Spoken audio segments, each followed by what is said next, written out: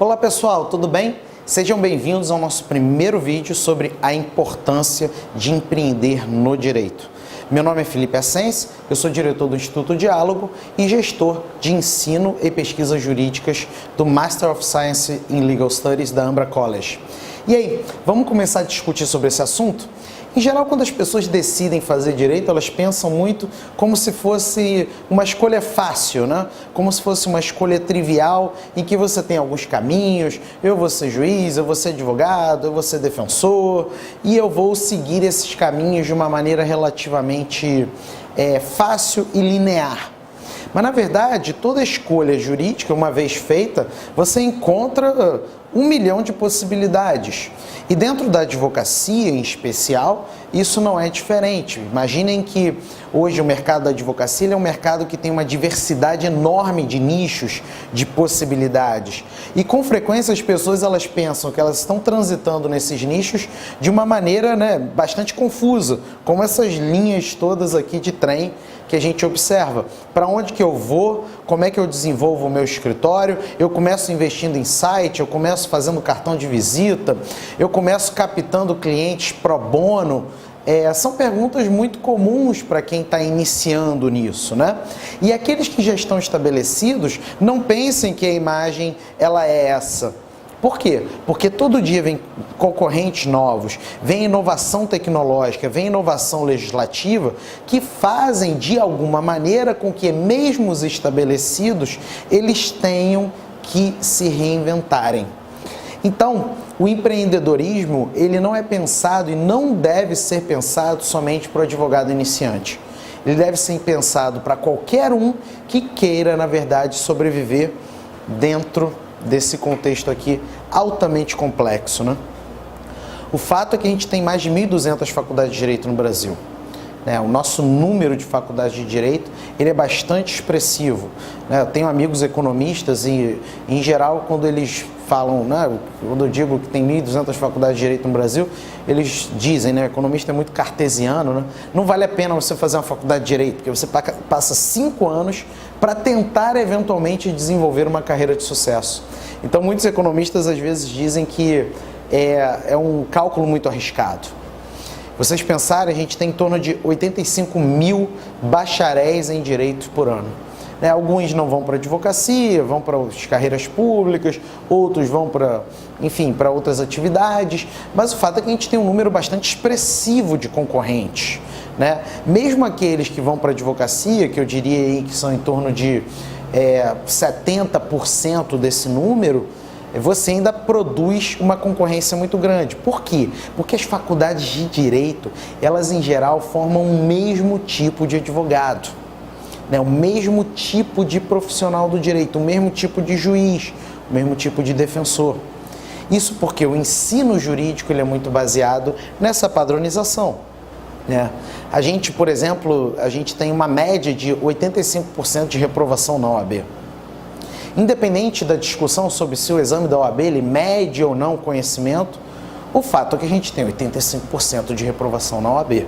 Isso não é um número inexpressivo.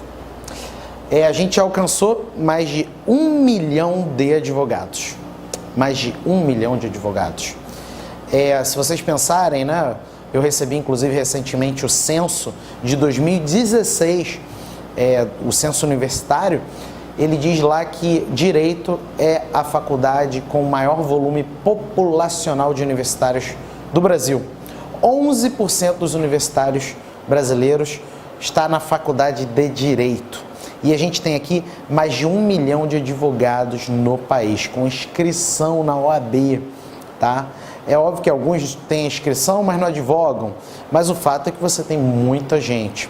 E muita gente que, essa foto aqui não é à toa, muita gente que, na verdade, atua de uma maneira relativamente igual.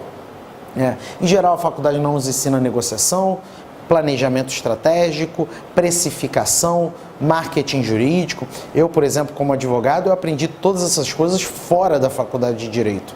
E hoje, como consultor de gestão jurídica e como coach de advogados, eu aplico todos esses elementos e essas ferramentas que eu não aprendi dentro da faculdade. A gente usa luva de boxe. Na faculdade, basicamente, nós aprendemos direito processual e direito material. Ou seja, o direito que as pessoas têm, né, o direito material, e o direito processual, que é como efetiva esse direito judicialmente. E mais, a nossa estrutura remuneratória ela é muito baseada no litígio. Né? A gente pensa, por exemplo, se eu tiver um mínimo de confiança de que eu vou ganhar aquela ação num tempo razoável, não é atrativo, digamos assim, fazer uma conciliação em função dos honorários de sucumbência. Então pensem que a estrutura remuneratória, a cultura jurídica, as disciplinas são todas focadas no litígio. Então a gente forma um tipo de faculdade, um tipo de advogado que na verdade vai exercer um tipo de advocacia que vai, portanto, atuar no mercado num tipo de mercado que gera um tipo de concorrência. A palavra de ordem é diferenciação e um dos nossos vídeos vai ser sobre isso. Em geral as pessoas ficam então desestimuladas dentro do mercado do direito, né? A gente tem mais de 100 milhões de processos judiciais. Hoje, basicamente, você tem um processo judicial para cada 2 brasileiros. Isso daqui também não é só um problema de concorrência, não é só um problema de que gera muito trabalho, isso é um problema de saúde.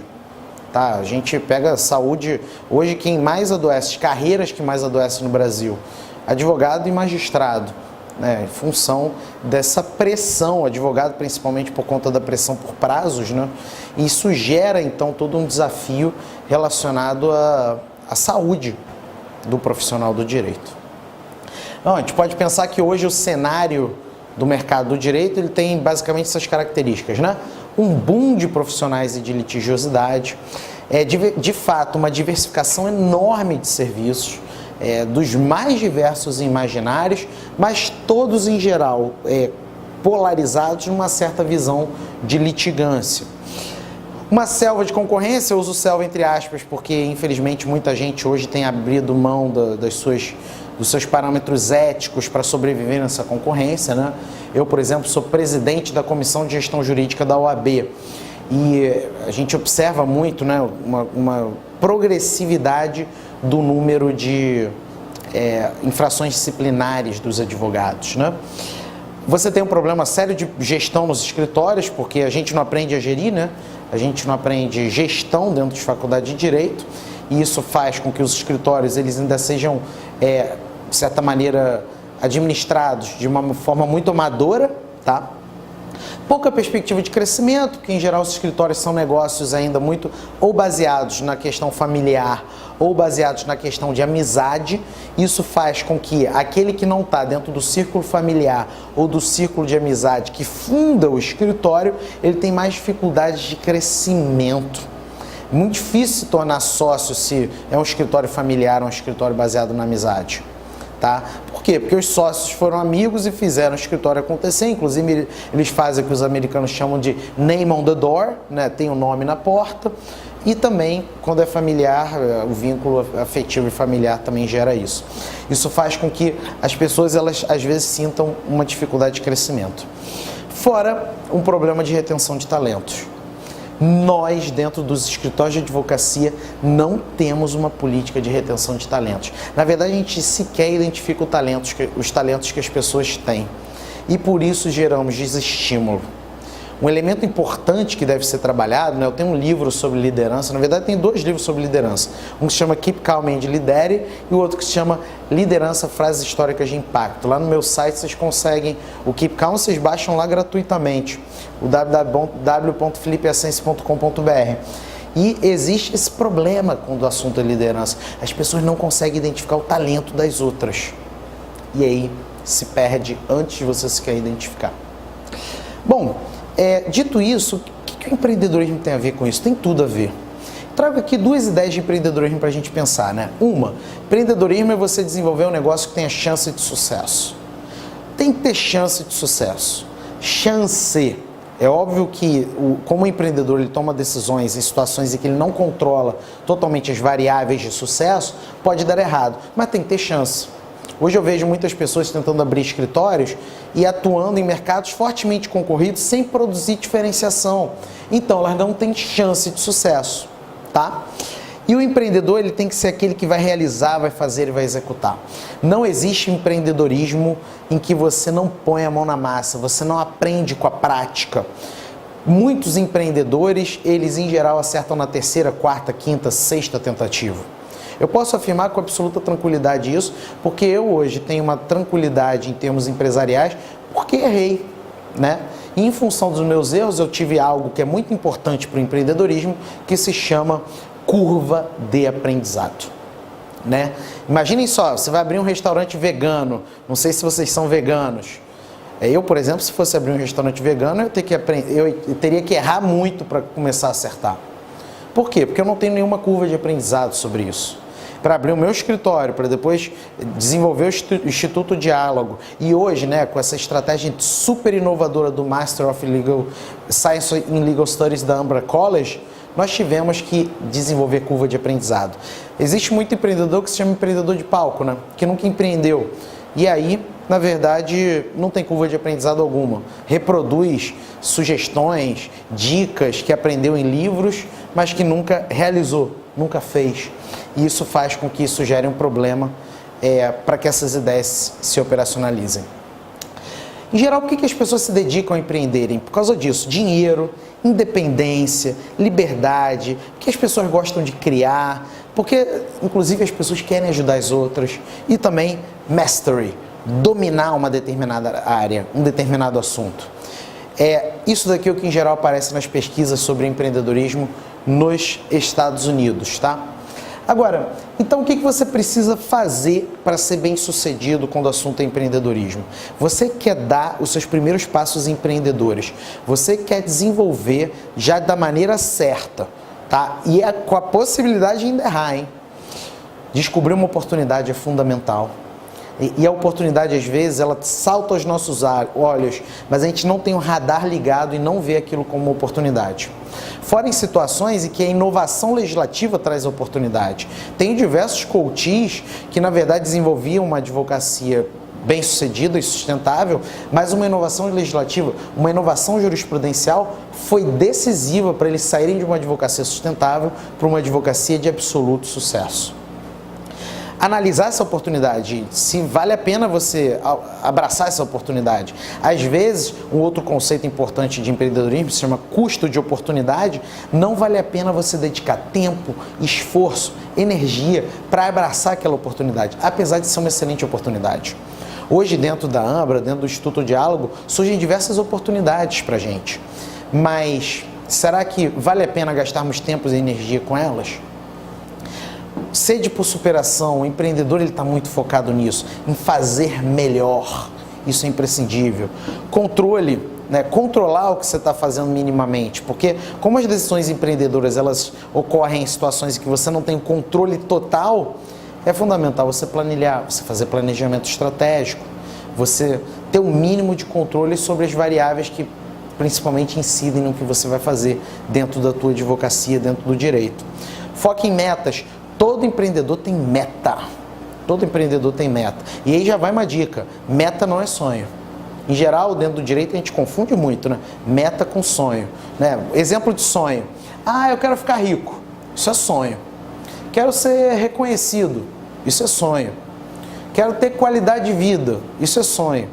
Meta é o seguinte. Eu quero ter 2 milhões. Meta é, eu quero ter 4 horas diárias de lazer. Meta é isso. Qual é a diferença então de meta e sonho? O sonho é um ideal importante, uma bandeira importante, mas só a meta é quantificável. Só a meta é mensurável. Você tem que chegar no final do dia e dizer se você alcançou ou não a meta. Ou no final do mês, ou no final do ano, porque meta se desenvolve também com prazo. Tá? É fundamental isso para o empreendedor. Desenvolver metas. E alcançar essas metas. E se não alcançou essas metas, entender por que não alcançou. Elas foram mal mensuradas? Elas foram mal planejadas? Foram mal projetadas? O que aconteceu? Tolerância ao risco. O empreendedor ele tem que ter tolerância ao risco. Tem pessoas que não suportam o risco. Mas se eu for fazer isso, tem risco. Tudo tem risco. E o empreendedor é aquele que tem uma maior resistência ao risco. Consegue ficar de pé a despeito da existência de risco. Confiança é muito importante, mas não é aquela confiança cega, como algumas pessoas dizem, você tem que confiar. Não, O processo de confiança, ele é um processo que a confiança chega no momento posterior, porque você já planejou, você já tem metas, você já tem estratégia, e isso gera confiança. Não é aquele discurso barato de gurus que, na verdade, nunca empreenderam, né? De que você tem que ter confiança, confia que vai dar certo, mentaliza. Não, pode dar errado. E posso afirmar com absoluta tranquilidade. Hoje toda a minha vida é planilhada, tudo que eu faço é planilhado. Isso é fundamental para você ter confiança no que você vai fazer, porque você tem um controle maior das variáveis que influenciam naquilo que você vai desenvolver. E por último, tome decisões efetivas e eficientes. Às vezes as pessoas dedicam muita energia, muito esforço e às vezes muitos recursos financeiros para coisas que na verdade não vão ser efetivas ou eficientes. Bom, com isso a gente encerra o nosso primeiro vídeo sobre a importância de empreender na advocacia e eu quero encontrar vocês no nosso segundo vídeo que vai falar sobre concorrentes e stakeholders. Fundamental. Você já decidiu empreender, mas é o seguinte, muito provavelmente você vai encontrar concorrentes e você vai ter que mobilizar seus stakeholders. A gente se vê lá.